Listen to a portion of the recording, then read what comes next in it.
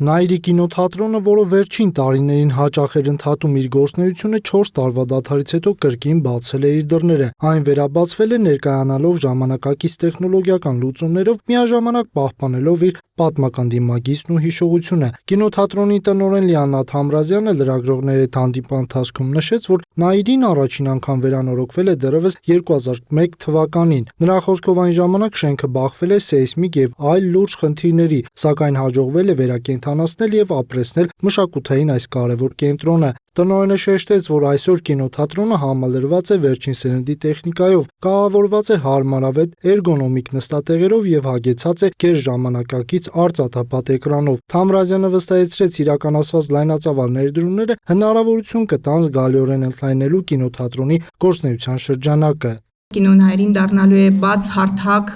ոչ միայն կինոթատրոնի գործունեությունը, այսպես լինել է միայն կինոցուցադրելը, այլ նաև մենք համագործակցելու ենք քննարկումներ, այսինքն մշակութային ինչ-որ երեկոներ ենք այստեղ անցկացնելու,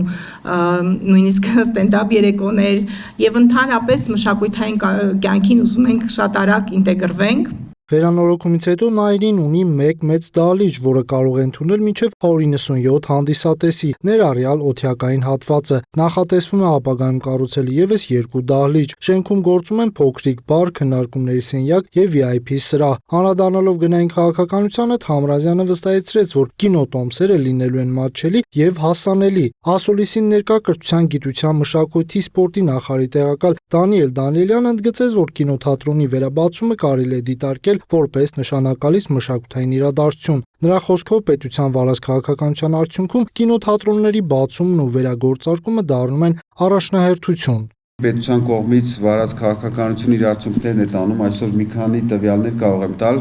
Եվս մեկ պատմական իրադարձություն է տեղի ունեցել շաբաթներ առաջ, կառավարության որոշմամբ Հայֆիլմ կինոստուդիայի բաժնետոմսերի եւ կառավարման իրավունքը վերադարձավ տասնամյակներ դադարից հետո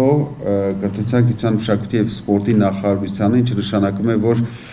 վերադարձավ մշակույթին։ Դանիելյանը անդրադարձավ նաև կինոարտադրության ոլորտին, կարևորելով Ոսկե ծիրան կինոփառատոնի ձեռքբերումը։ Այն ընդգրկվել է աշխարհի 50 լավագույն կինոփառատոնների ցանկում։ Նա խոսեց նաև ոլորտում իրականացվող օրենսդրական փոփոխությունների մասին, նշելով ներդրումների մասնակի փոխհատուցման մեխանիզմի ներդրման կարևորությունը։ Մենք այսօր կարող ենք ասել, որ մոտավորապես 100 միլիոն դրամի չափով մենք վերադարձրել ենք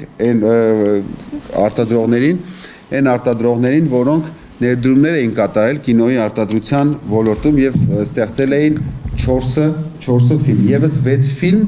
ուրեմն քննարկման փուլում են, ես կարծում եմ, որ իրենք էլ կարժանան այդ դրական պատասխանը եւ իրենք էլ վստահաբար